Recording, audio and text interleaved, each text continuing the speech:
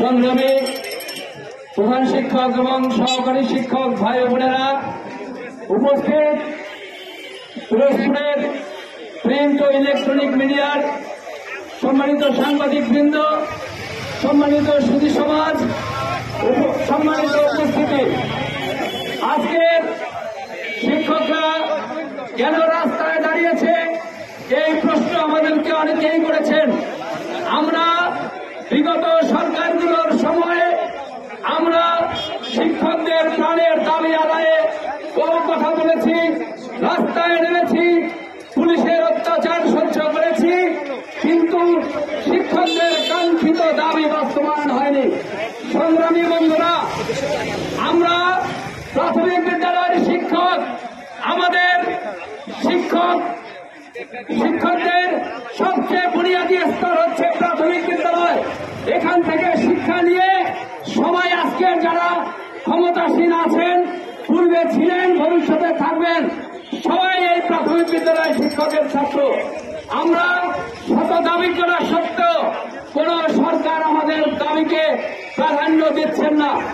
আপনারা জানেন, বিভিন্ন উন্নত দেশে শিক্ষকদের বেতন সবচেয়ে বেশি, অথচ দুর্ভাগ্য আমাদেরকে তৃতীয় শ্রেণীর কর্মচারীর মর্যাদা নিয়ে প্রাথমিক বিদ্যালয়ে শিক্ষকতা করতে হচ্ছে।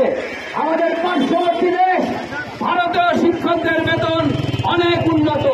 তাই আমরা দাবি করেছি সহকারী শিক্ষকদের 10ম গ্রেড এবং প্রধান শিক্ষকদের 9ম গ্রেড দিয়ে শতভাগ পদোন্নতির মাধ্যমে আমাদের দাবিকে সরকারের কাছে উপস্থাপন করছি।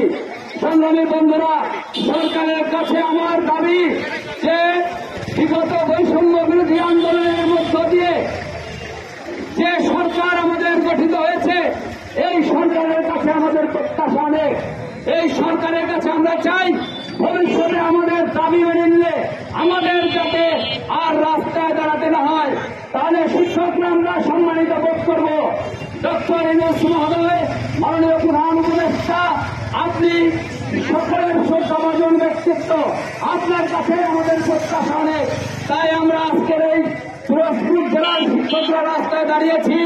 আমরা জেলা প্রশাসক মহোদয়ের মাধ্যমে আপনার কাছে যে স্মারকলিপি পেশ করব, আপনি সারা বাংলাদেশ থেকে আসা সেই স্মারকলিপি বিবেচনায় নেবেন এবং সেই সাথে আজকের আমরা পিরোজপুরে একটি উদাহরণ সৃষ্টি করতে পেরেছি।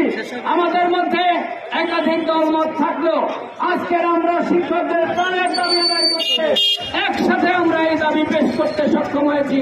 এটি আমাদের পিরোজপুরের ইতিহাসে একটি গৌরবোজ্জ্বল অধ্যায়।